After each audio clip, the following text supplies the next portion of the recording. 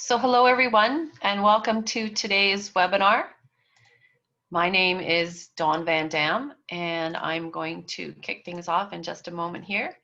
Thank you all of you who were able to join early and participate today. We really appreciate it. So our lives today are Zoom. So hopefully everybody is very well accustomed to this as a new communication platform. So I'm going to get started here.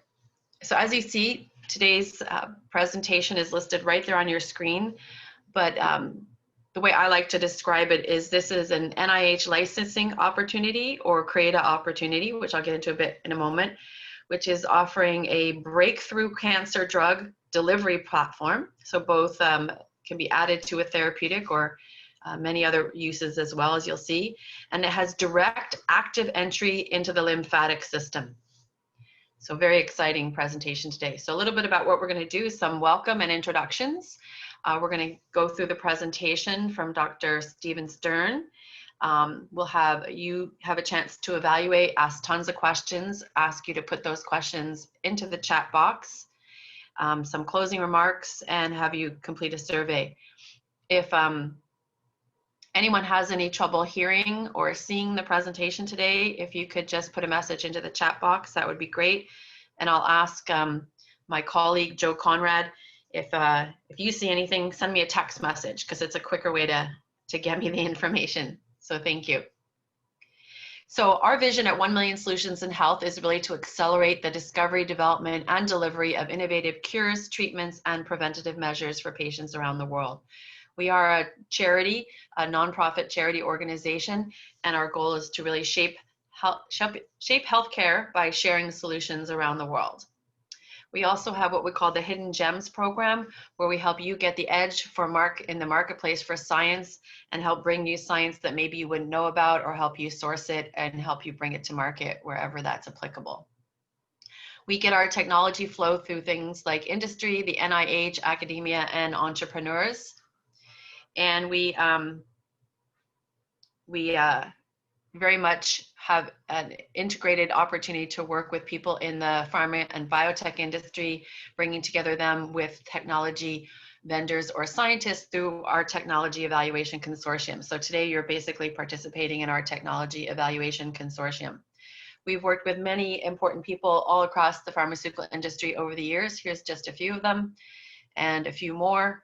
Perhaps you might recognize the names or the faces in the industry.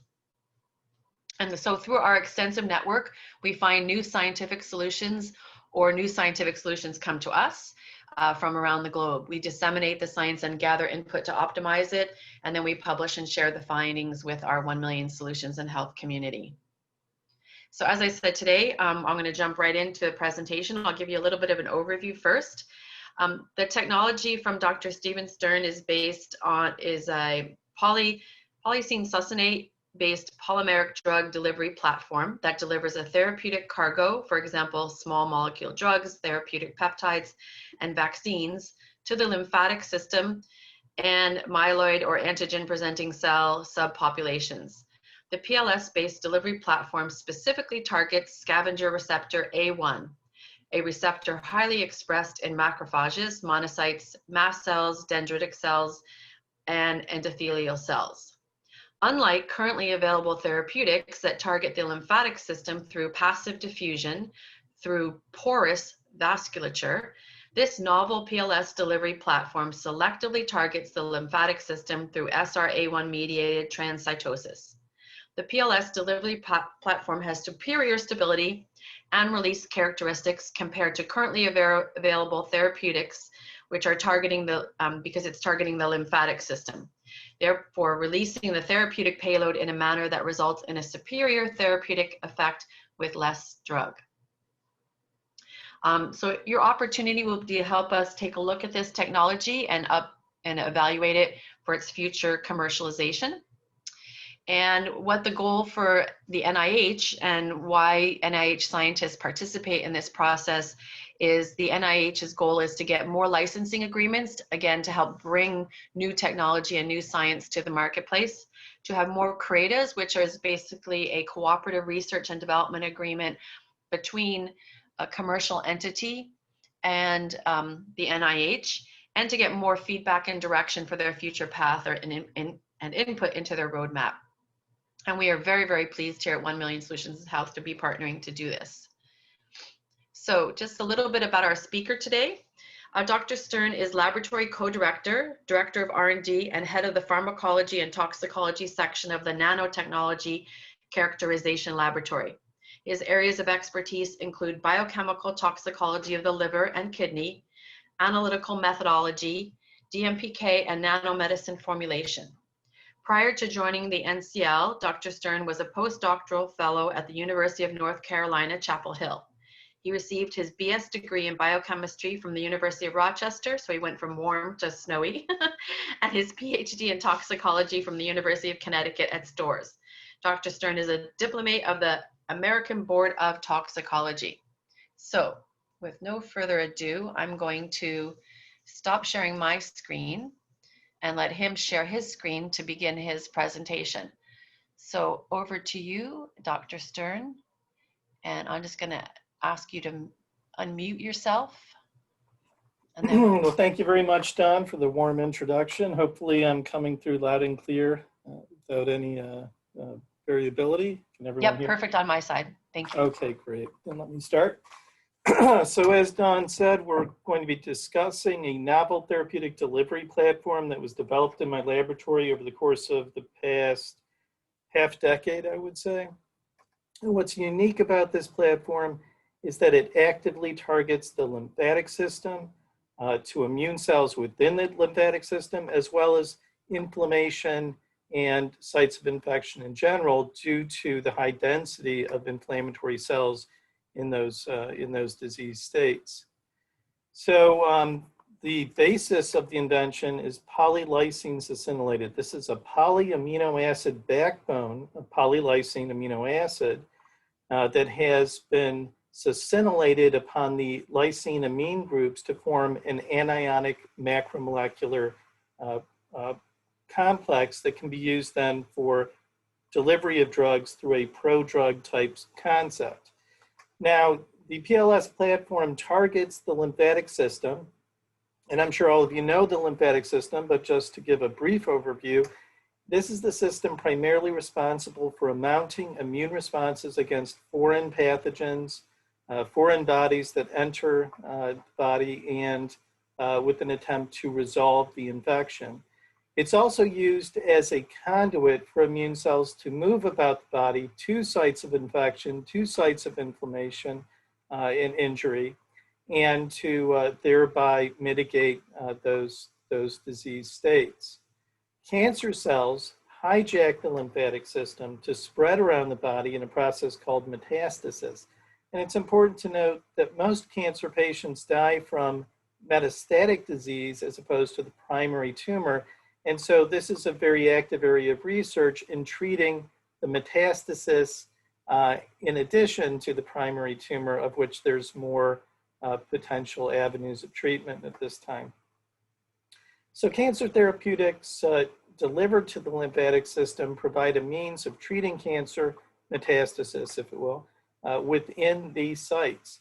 In the process of targeting to the lymphatic system, drugs can avoid metabolism in the liver, avoid systemic exposure, reducing drug toxicity and side effects at the same time. And this is a common theme for drug delivery platforms. You try to deliver to the targeted tissue, you try to decrease exposure to the off-target tissues, and thereby you increase the therapeutic index of the drug, which is the efficacy over the toxicity of the drug. And that's done by selective tissue targeting. So here are the current methods that have been used using existing marketed formulations to target the lymphatic system. They're primarily composed of liposomes and micellar systems. So liposome examples would be doxorubicin liposome, given as Doxil, cytarabine, daunorubicin is Vexios, Onivide, which is a camptothecin. It's another liposomal drug of I'm drawing a blank on the name of that drug, but micellar systems are represented by Abraxane, which is a paclitaxel albumin micellar system, and Genexol, which is a polymeric micelle. These are given by IV administration, and they're not actively targeted to the lymphatics. Instead, they passively percolate into the vasculature or through the vasculature in a passive, non-active way, and this leads to less than effective distribution to that lymphatic tissue. Now, our platform is an active uptake process. It actually works by scavenger receptor mediated active transcytosis. I just remembered irinotecan liposome Onivide.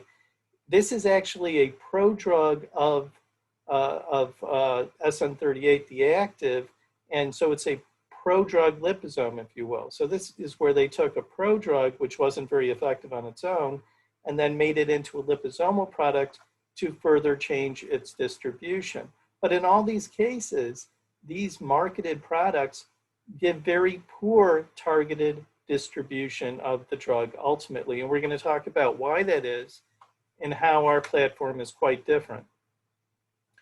So the polylysine succinylated delivery platform is based on this structure you see here on the right. It is a polylysine backbone, which has the amine from that lysine group, which is then succinylated with this succinyl group, leaving a pendant-free carboxylic acid. This pendant carboxylic acid is available for esterification to drugs, primarily drugs with primary or secondary hydroxyl groups, of which there are many, if not most drugs, contain one of those functionalities. So the polylysine succinylated polymeric carrier has high affinity binding to scavenger receptor A1 through these free succinyl groups, and this is something that we've shown through multiple experiments. Scavenger receptor A1 is found not only on antigen-presenting cells and other myeloid cells, it's also found on the vascular endothelium, and this allows for the receptor-mediated transcytosis we're going to talk about. Drugs attached to this platform as ester bonds can be delivered to the lymphatic system, and this includes immunomodulatory and antiviral cargo consisting of small molecules, therapeutic peptides, vaccines, adjuvants, imaging dyes. All of these have been conjugated in our laboratory to this backbone platform. And once attached, they can then target the lymphatic system, and then within the lymphatic system, tumor-associated macrophage, which make up a portion of the tumor microenvironment. In some tumors, 50% of the total tumor mass can be immune cells and tumor-associated macrophage cells. So this is a large target within tumor tissue. Alternatively, you can target myeloid cells in general in antigen-presenting subpopulations, as might be applicable for presenting antigen and vaccines and adjuvants as part of vaccines. So all of these cell populations are involved in not only chemotherapy, but immunomodulation and vaccine therapy as well. So as far as proof of principle, we've shown several studies to prove this mechanism. This was recently published a month ago in an ACS journal, or ACS Molecular Pharmaceutics.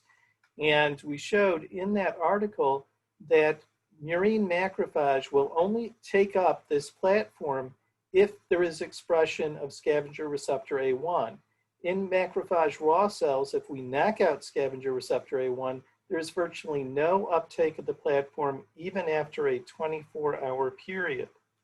In rats, administration of the HIV antiviral drug emtricitabine as a PLS prodrug version intravenously resulted in 20-fold higher emtricitabine concentrations within lymph node in comparison to free emtricitabine. So we're talking about a dramatic increase in drug concentration through active targeting of the lymphatic system and drug release within that targeted tissue. And drug release is an important aspect here because without drug release coordinated with tissue delivery, you do not have the optimum therapeutic and the optimum platform for delivery. Here's a cartoon showing the basic scheme of what we're talking about. So we have our PLS polylysine succinylated backbone with the succinyl groups attached to drug R through an ester bond. This can then be administered systemically by intravenous administration. Upon interaction of the free succinyl groups with scavenger receptor on the endothelium, there's scavenger receptor A1 mediated transcytosis, which is a rapid process, into the lymphatics. It then moves within the lymph to targeted cell populations like myeloid cells within lymph node. Again, this is an active uptake process. There's no need for pores in the vasculature as is required for liposome. There's no need to diffuse into the tissue for low stability formulations like Abraxane or Genexol. This is an active process. It's rapid. It leads to high concentrations. The superior release kinetics from this backbone allow release of active drug in a controlled manner that is coordinated with this uptake, resulting in release within the targeted tissue and not release within the systemic circulation that would lead to side effects and toxicities. So again, here is the structure and how drugs and imaging agents can be added to this backbone. Today, we're concentrating on therapeutic treatment, but just as easily, dyes can be conjugated to the backbone through amide chemistry, okay, leading to a stable bond that could then be used to monitor disease progression and therapeutic effectiveness and assist in treatment planning. But again, we're focusing today on therapeutic aspects of this technology. So therapies that would benefit from this prodrug concept and selective lymphatic distribution would include metastatic cancer treatments that target lymph node, lymphatic infections, or immunomodulation in sites of infection and in sites of other disease, such as atherosclerosis, rheumatoid arthritis, and of course, cancer. All could benefit from this delivery mechanism. And the goal here is to increase drug to the site of action, reduce off-target or systemic exposure, and result in reduced side effects ultimately for the drug in question. This formulation, because of its chemistry, its unique chemistry, has an ideal stability for drug release of between 10 and 50 hours. Liposomes, by comparison, that are currently on the market have a very slow drug release. Doxil's release is estimated to be in the hundreds of hours. Vexios and Onivyde similarly have very, very long drug release half-lives. These tend to be too stable. They bioaccumulate in tissues, and they're not optimally efficacious. Alternatively, micellar systems, like we talked about earlier, Abraxane and Genexol, these release drugs almost immediately upon injection. Of course, if you're releasing the drug into the systemic circulation, you're promoting off-target toxicity. You cannot have active targeting because the drug is no longer attached to the platform that might allow for such active targeting. The release here is just too early.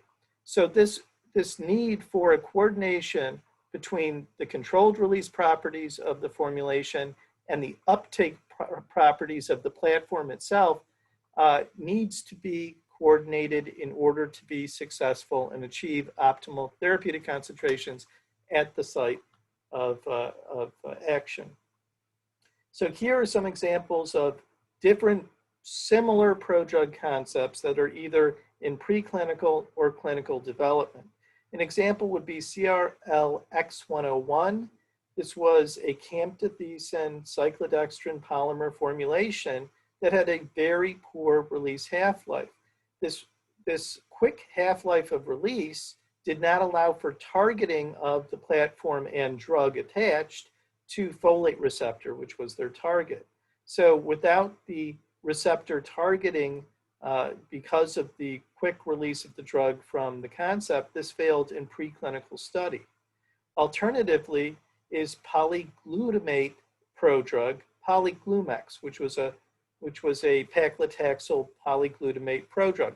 Very similar in structure to our concept in that it's also a polyamino acid, but here they're using glutamate instead of this succinyl group chemistry. This glutamate chemistry, unfortunately, led to a very prolonged hydrolysis and drug release with a half-life of hundreds plus hours. And the main reason that this failed in late-stage clinicals was due to the lack of adequate drug release leading to therapeutic concentrations at the tumor site.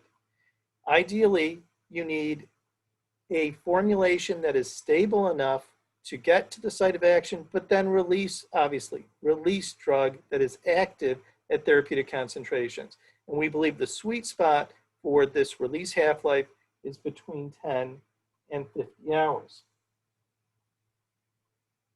So here are some examples of the broad array of chemistries or drugs that are amenable to attachment through esterification to our PLS backbone. These include various commercially available drugs, such as Vexios, made up of cytarabine and guanirubicin liposome. Both can be attached to this drug platform. Doxorubicin and Doxil can, of course, be attached. Irinotecan and onivide liposome has all the structural features like the primary amine that we would require. And this is similarly true of paclitaxel, which has several amines for attachment. Now, this development of alternative formulations of marketed drugs is not new.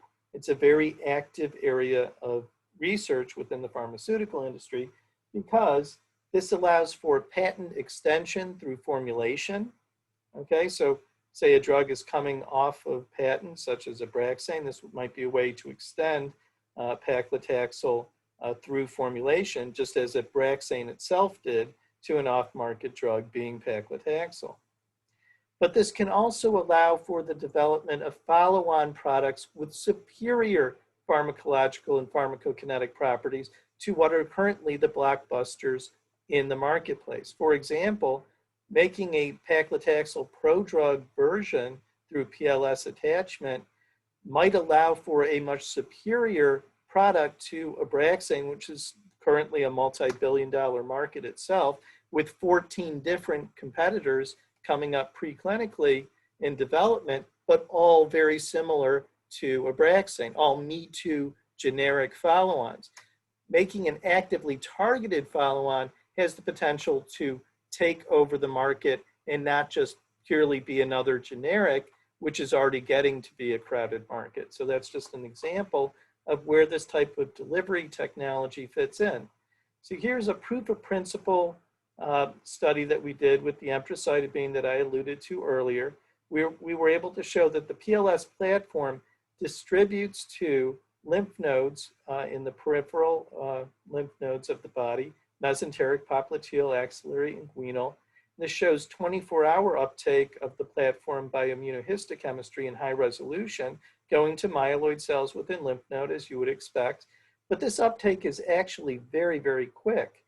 For this emtricitabine prodrug study conducted in rats in comparison to free emtricitabine, what we showed was that within 4 hours, there was a dramatic increase in free emtricitabine concentration within lymph node, much higher than the free unformulated emtricitabine control.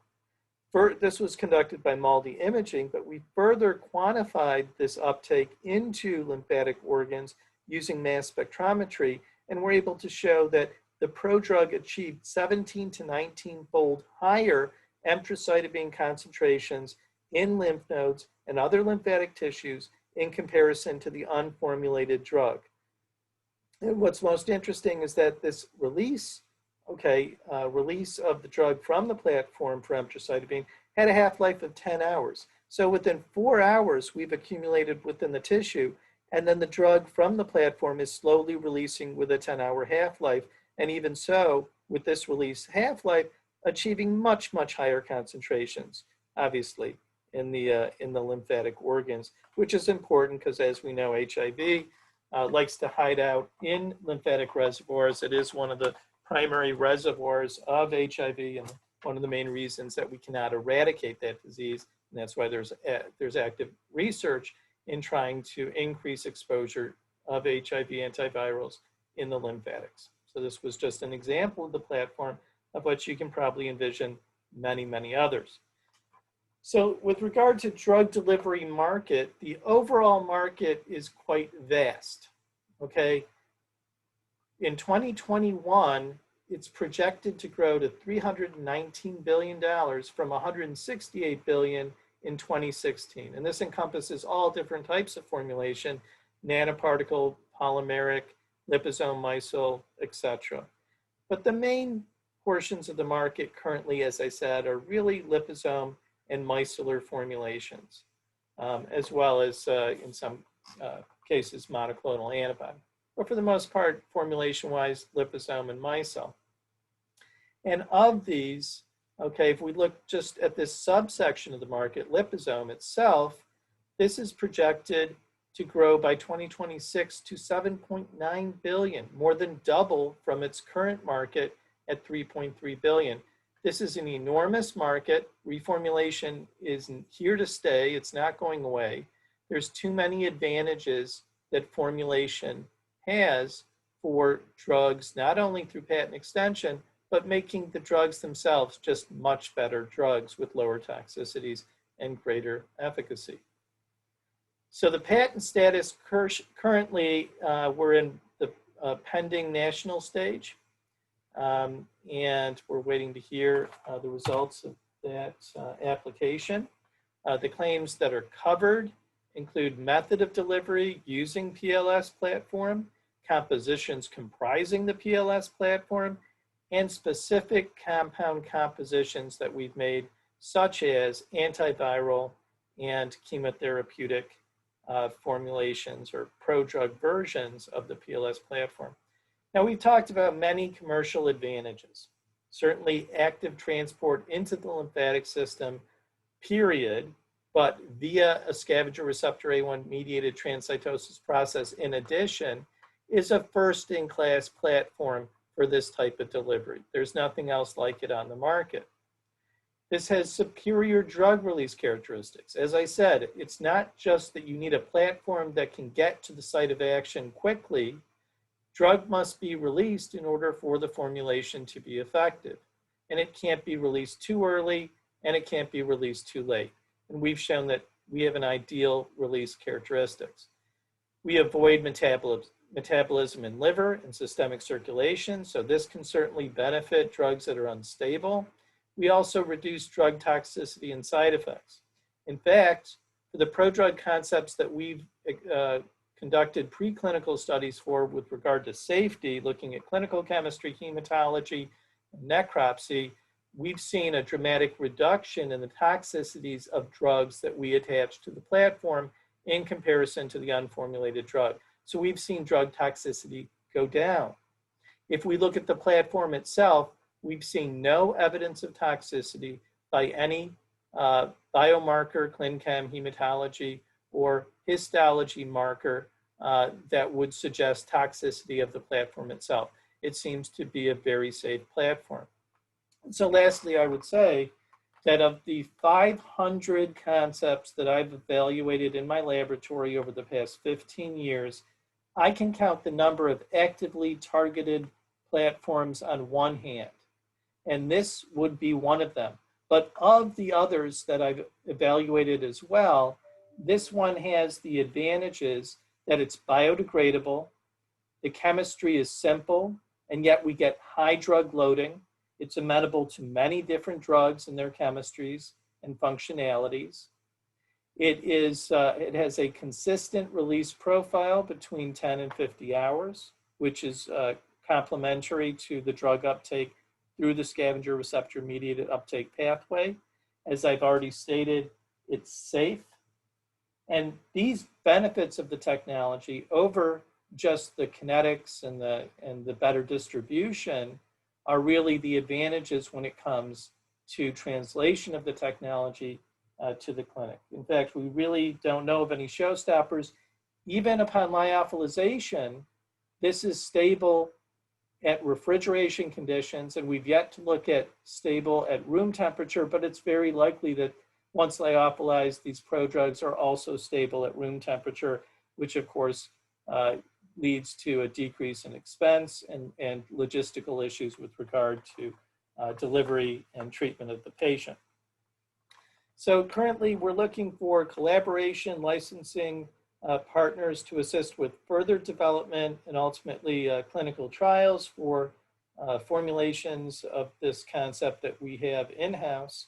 But also we're very interested in collaboration and licensing with companies for their commercial development using the PLS platform for their drugs, their in-house concepts. And with that, I'd like to end the talk and open it up to any questions people may have. For any technical questions, certainly you can contact me, and my contact information is right there. And for licensing and collaboration interest, you can contact Lauren, who is the technology transfer manager for this technology.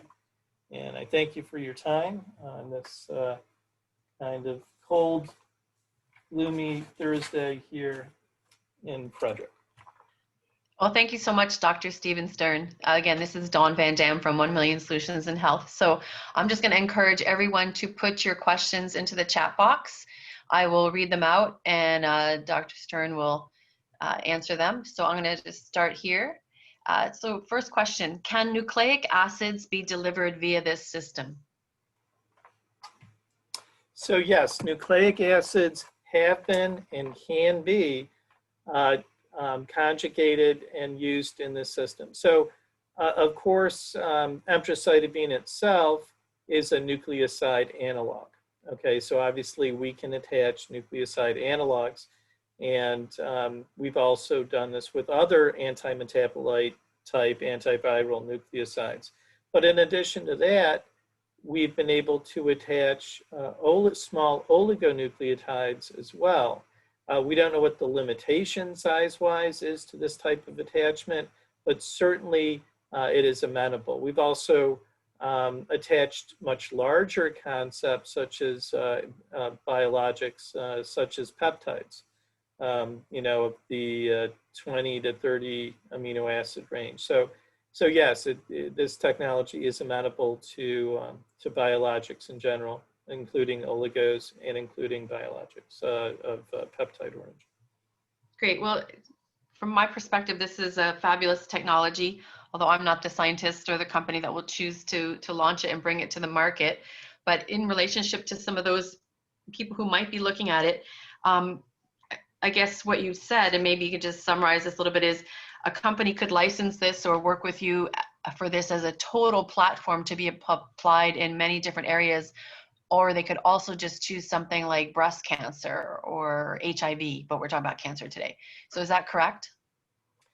So I am not directly involved in the licensing aspects. I mean, really that is the technology transfer group within NIH, NCI that makes decisions upon how the platform can be licensed. But it is my understanding that yes, it can be licensed for a specific application, as narrow as a certain drug or class of drugs, or even a type of cancer, for instance. So the licensing opportunities are quite broad. Okay, so what I'll do is I'll give a heads up to Lauren and maybe have her come on in a few minutes just to explain that a bit more. But I'll go back to some technical questions here. The 10-hour FTC release half-life in plasma, how close do you consider this to optimal half-life? So I have to say we haven't modeled what the ideal half-life would be. That takes into a lot of considerations. Obviously, it takes into account the kinetics of uptake of the platform, the kinetics of what they're referring to, the release half-life from the platform, and then also the kinetics of the drug itself, in this case, the FTC, as far as clearance from the liposome or from the lymph node or targeted tissue. And so it's actually quite a complex model to develop. And not to say that we don't have interest in doing that, it's just not something that we've done at this point. So at this point, it's been fairly empirical. Obviously, if you're not able to get into tissue within a reasonable time frame with a 10-hour half-life release drugs, reasonable would have to be, I would say, less than 10 hours certainly, or you'd lose half your drug. But I would say more reasonable, less than 5 hours, like we're seeing, with uptake at 4 hours. It would really be on a case-by-case basis. Even though we see consistency in the release characteristics of drugs attached to the prodrug polymer, there is variability in that, right? In some cases, we've seen release closer to 40 hours. And so, really it would come down to how much platform gets into the tissue in what period of time, and how much drug is released prior to and after that uptake into tissue. But it is a fascinating modeling problem. It's not something that we couldn't do here. We're very interested in PK modeling in general. In fact, we're working with groups on artificial intelligence to speed up modeling of nanomedicine PK. And this actually made this platform itself may be a good test case for that type of modeling. A long-winded answer to say that at this point, we're kind of empirical as to what the best is, and it really depends on the drug and the tissue that you're going after. Now, we've talked about lymphatic uptake as it pertains to the emtricitabine application, but as I said, this will most likely go to any site of inflammation. It could be atherosclerosis, it could be rheumatoid arthritis, sites of infection. The uptake into those tissues may be different than the 4-hour rapid uptake we see into the general lymphatics. It probably might be more delayed. And so in that case, a release half-life longer than 10 hours might be more ideal. It also depends on the pharmacology of the receptor that the drug is actually interacting with. Do you need a very long, slow, low therapeutic concentration to achieve efficacy, as in the case of some chemotherapeutics? Or can you have a rapid bolus type exposure that's very effective? It really depends a lot on the different drugs that are used, and the conditions. Great. Yeah, I think your explanation was terrific because it really helps people picture the options and see how to walk through the different possibilities. So that was terrific. Thank you. Sure. Another question here, is this technology appropriate for large molecules, antibodies, or is this better for small molecules, peptides?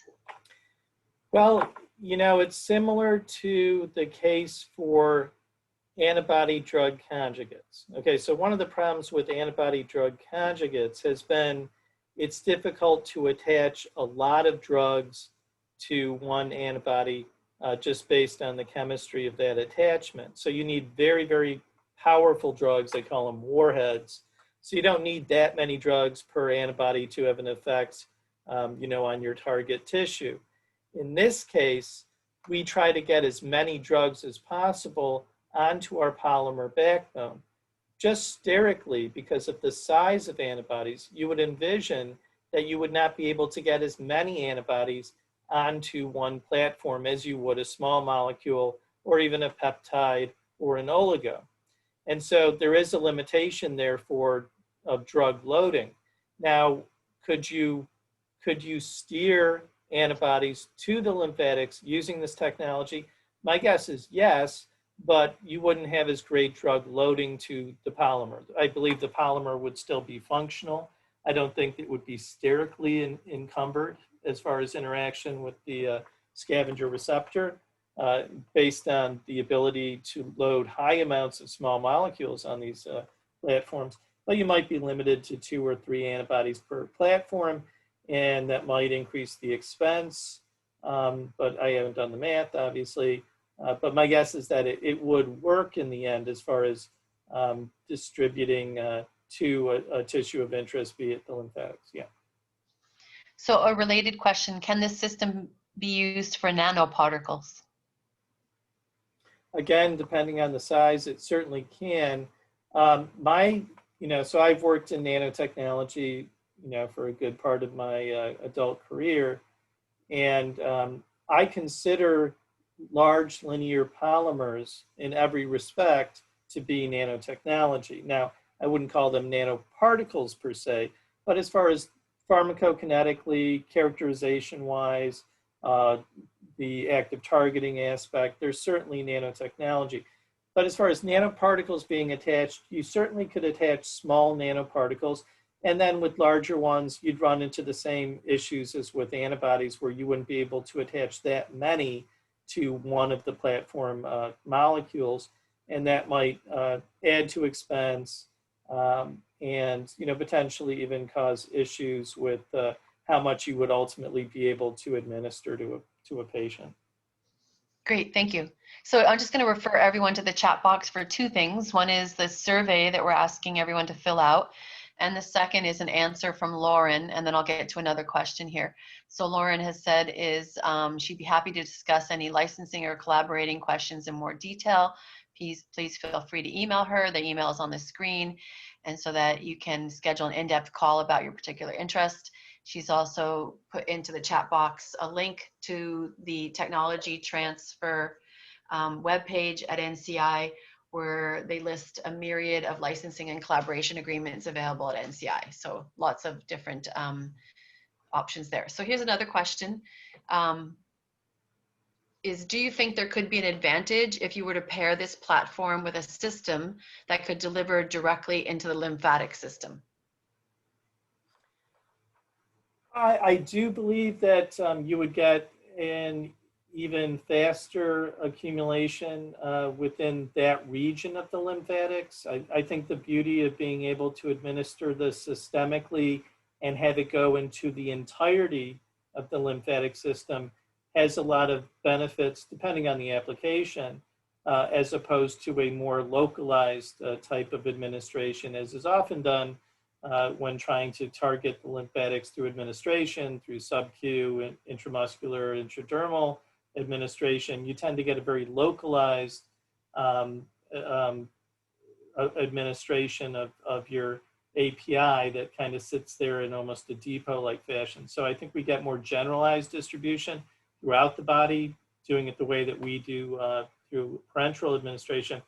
But even in the case of intradermal administration, if you remember, our proof of concept slides, we still saw distribution eventually to the entire lymphatic system, but there was higher uptake, which makes sense, in lymph nodes closer to the intradermal administration route. So I would say yes, if you were trying to really achieve high exposure to a region, then using mechanisms that would assist in that lymphatic delivery to that region would help. If you were looking for a more generalized administration to the lymphatics, then I think going the intravenous route without any specific administration to lymphatic route would be more beneficial, as we're kind of doing now. Okay, great. Any experience with messenger RNA? Will the system move drugs upward in the lymphatic system? So Could you repeat the question? I'm sorry. So actually there's two questions there. Any experience with messenger RNA? And then will the system move drugs upward in the lymphatic system? We have not worked with mRNA yet. And yes, it will move drugs throughout the upwards in the lymphatic system from what we've seen, because you have to remember it enters the lymphatic system from the systemic vasculature at all points. And so it's not a directional flow like you see with lymphatics, if you were to just enter one portion of the lymphatics, if that makes sense. Okay, yeah, and if anyone has any follow-on questions, just again, put them into the chat box. Thank you for that. So thinking about this platform overall, what are the greatest advantages over others you have seen in your career in delivery science? Because as you mentioned before, you've focused on, you looked at over 500 options, compounds, drugs, and or platforms. And so you've looked at a swath of things. How do you see this as different? This is different because, first of all, the chemistry is so simple. The chemistry of the backbone itself, the polypeptide nature that makes it biodegradable, the broad array of drug chemistries that are amenable to attachment, and also the high drug loading. It's a very simplistic concept, which leads to simple characterization. And if we've seen what's made it to the market, it has not been the overly complicated concepts. The overly complicated concepts tend to get very high tier, articles, okay, in Science and Nature Nanotechnology. And that's the last you hear of them because they're too expensive or too complicated to make, or they have underlying issues inherent in their design and chemistry that make them unsafe, and they never make it to the market. The ones that make it to the market are the more simplistic ideas. And even though this concept has all the bells and whistles that come from the very rapid tissue distribution, the high drug loading, the ability to attach all sorts of APIs, it has all those, but in a very simplistic system in which the attachment ligand is also the targeting ligand.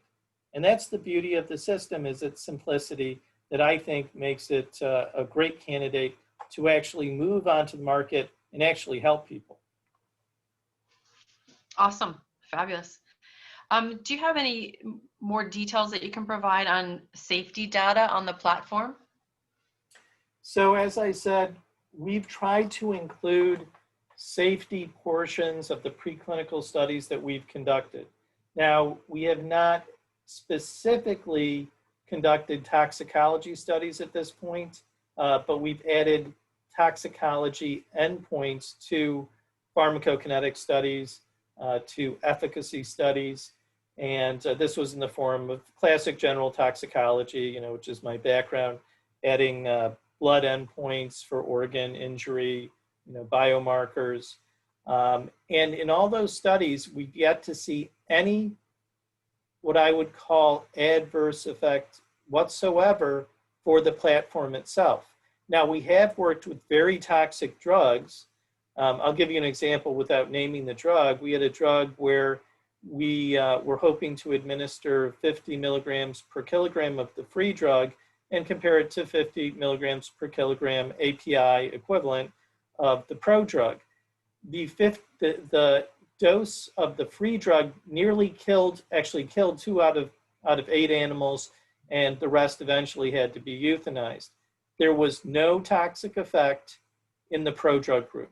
And so that's what I'm showing, what I'm saying as far as this really achieves the low systemic exposure and high target tissue exposure that you would expect, and that leads to a reduction in systemic toxicity. In this case, it was neurotoxicity.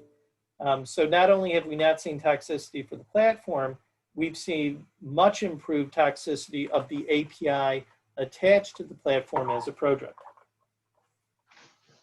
Great, thank you so much for that. Another related question to the area of off-target effects. How will the PLS avoid off-target effects if given IV? Well, so that comes down to the safety of the PLS platform itself. Again, we've administered PLS on its own in various, with either a label attached or without any label, of course, with drug attached. We've never seen any toxicity from the platform itself. So certainly systemically, you are getting systemic exposure to that PLS platform, but this is an anionic polymer, which in our experience tend to be very safe, except at very high concentrations. There are some anionic polymers that have known to cause problems cardiovascularly or with the hematology system. But in our case, we have no evidence at the concentrations which are certainly clinically and preclinically relevant in which the platform had any adverse effects at all, whether it was on the blood chemistries or on any organ histology that we saw. Terrific, thank you for that. And again, if anyone has any follow-on questions to any of these, please put them into the chat box. So here, another question. In addition to the lymphatic system, what other tissue or disease states might be targeted with this platform? So this is a great question.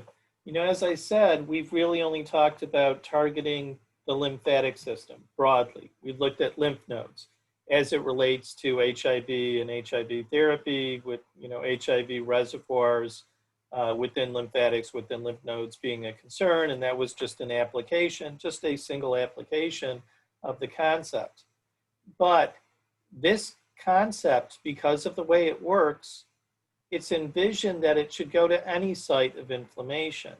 Now think most disease states have an inflammatory component, whether it's rheumatoid arthritis, as I spoke of before, whether it's atherosclerosis, whether it's a tissue injury from from just an injury as opposed to a pathogen or a cancer. Because it targets the immune system through the lymphatics, just as immune systems move around the body, it has great potential to accumulate at sites of inflammation. And this opens the door to so many diseases, not just cancer, but autoimmune conditions, conditions of aging, like atherosclerosis. So I think really, my feeling is that once you understand, because I'm at my heart a pharmacokineticist, once you understand how a platform changes drug distribution and how it does so, it opens up so many avenues by which you can use a platform in so many disease states. It just so happens that inflammation in general, is associated with most diseases. And so being able to target inflammation allows you to direct drugs to treat those inflammatory conditions that are part of disease states. It's really, you can really, sky's the limit when it comes to this. Great, awesome. So a question just about logistics. Someone has asked if the slides will be available. This webinar will definitely be hosted at the 1 Million Solutions in Health website. So you can look at it there after the fact or share it with your colleagues or friends. I'm not sure if we've decided yet that you're going to send out the slides, but people can ask and we can send those out to you afterwards if they've been approved for sending out. So if there's any other logistics questions, just let me know. So here's another question for you, Dr. Stern. You call the PLS system and drug as a prodrug. What makes this qualify as a prodrug, which usually needs an activator? So there are all sorts of systems of prodrug. There are systems that are activated to release the prodrug.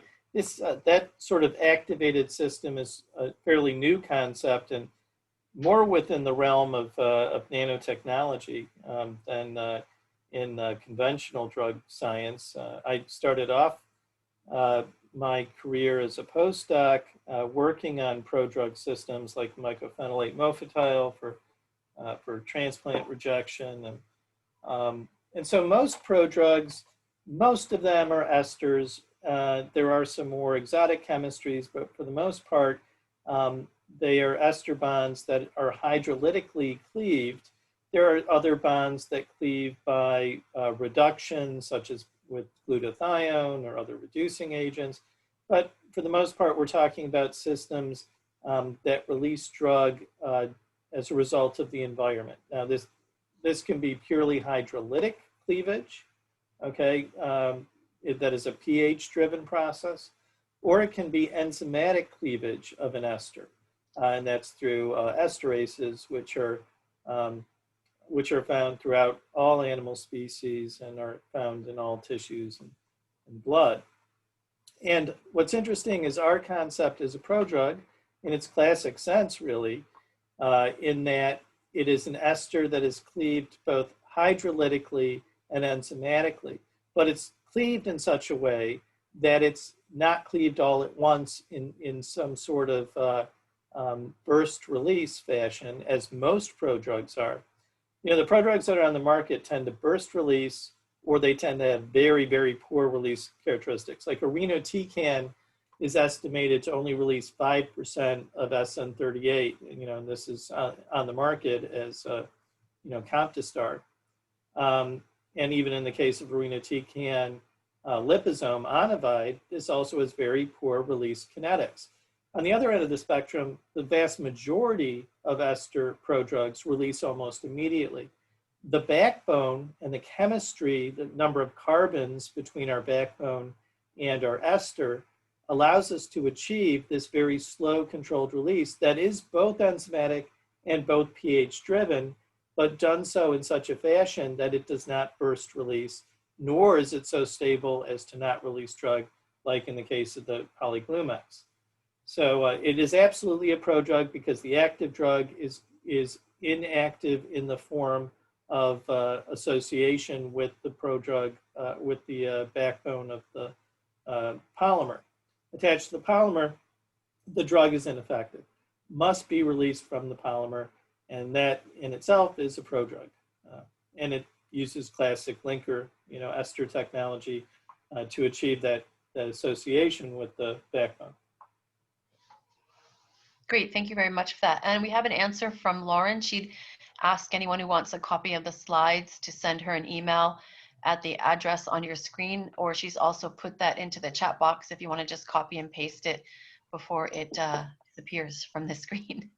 Okay, so just a few more questions here, and as we're heading up to the top of the hour.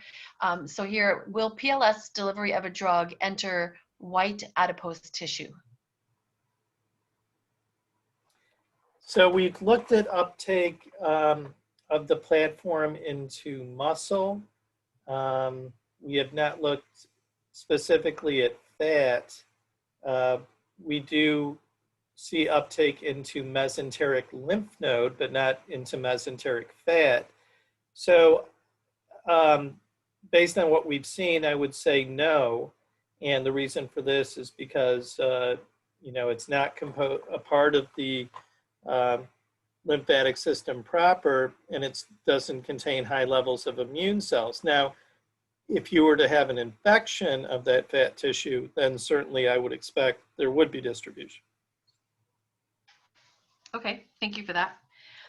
Are there any issues that might complicate regulatory approval?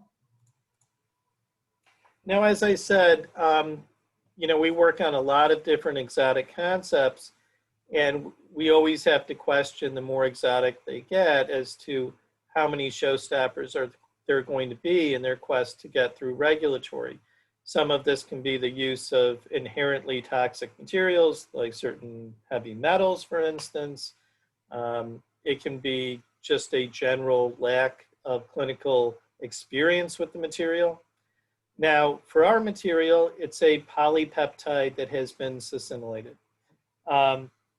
Polypeptides have been used as therapeutics. Polypeptide prodrugs have been administered to patients and have gone up into late clinical trials without effect as far as toxicity of the peptide. I don't see any showstoppers. It's a very, it's a very simplistic system, to be honest with you. It doesn't have a lot of flash to it, but it does what it's supposed to do. My only concern, potentially you could always have an immune response to a polypeptide. But the nature of this polypeptide being linear without secondary structure, having repetition in its units, I would suspect that it would have very low tendency for immunogenicity based on what we've seen and my experience in that area, though I'm not an expert in immunology, but I've heard that from experts in immunology who have looked at it as well. Terrific, thank you. So I'm just going to give one last call for questions. And maybe while we do that, Dr. Stern, I'd maybe just like you to give some closing remarks after you, we just got another question, after you maybe answer this last question. So just kind of summarize everything for people once I just see if there are any more questions besides this one. So this question is, will this cross the blood-brain barrier? The concept that I have described today will not cross the blood-brain barrier, but there is a caveat, and that is that we've worked recently on different versions of similar technology that we found will cross the blood-brain barrier. So not this incarnation of the concept and not this patent, but we do have some data for an alternative, you can call it an analog of this technology that is targeting brain.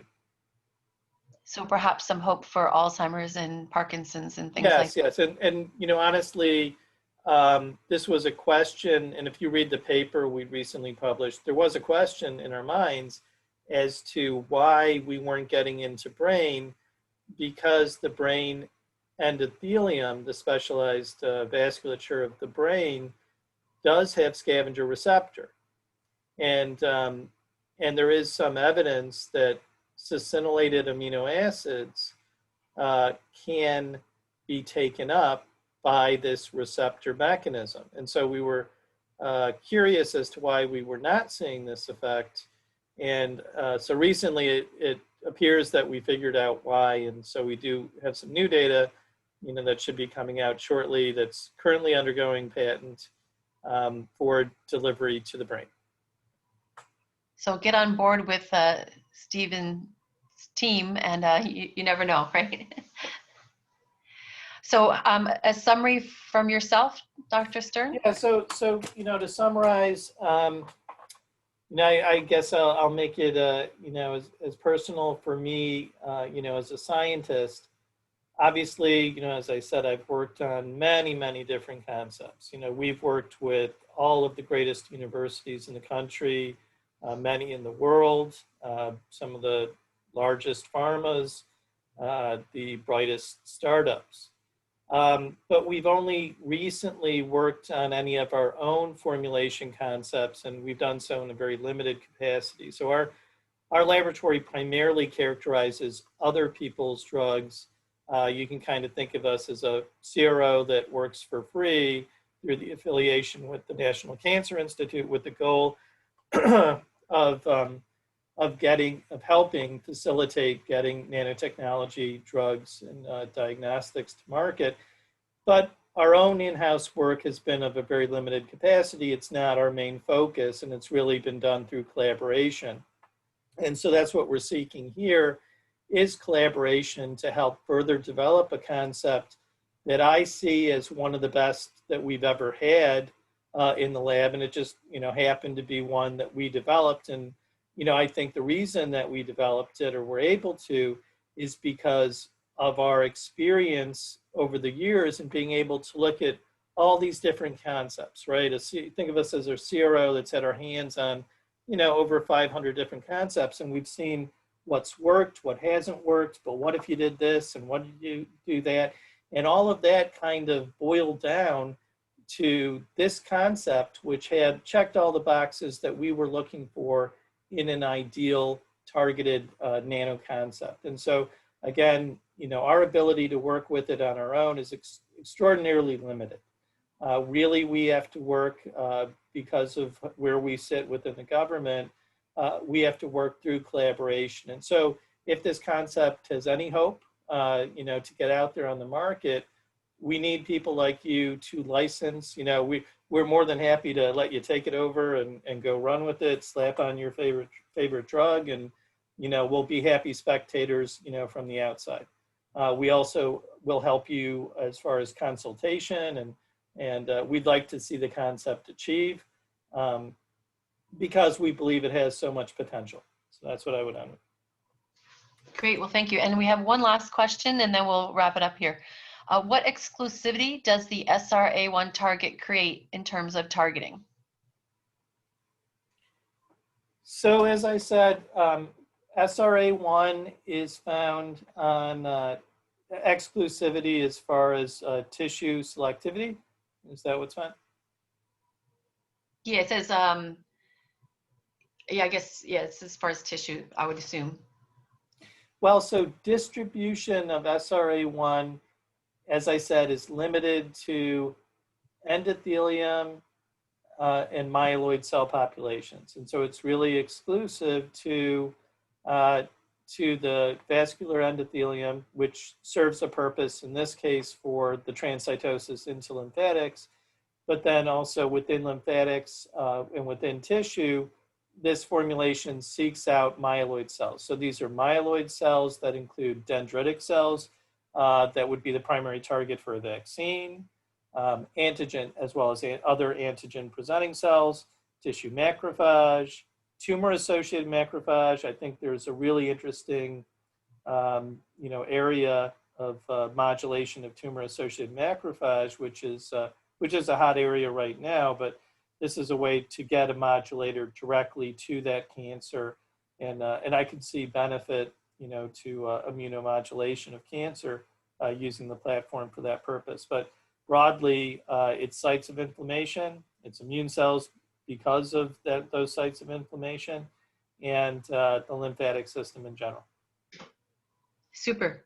So again, I just want to thank Dr. Stern and all of his team from us at 1 Million Solutions in Health and our team.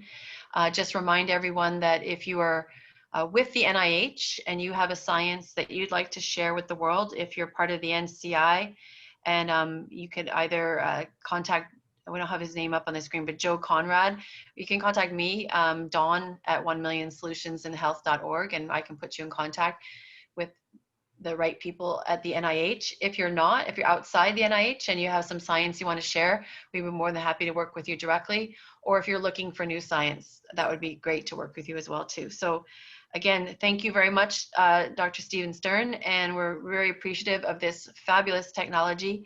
I wish you could bring it to market in the next 6 months rather than the time I know it will take. But to know that it's on its path forward is fabulous. And I'm sure that a lot of the people who have been on today's webinar will also agree and hopefully contact you and or Lauren. So thanks again. Thanks for allowing for me to present today. I had a good time. Bye. Our pleasure, our pleasure. Thank you everyone for coming, and we hope to see you soon. Take care. Bye now.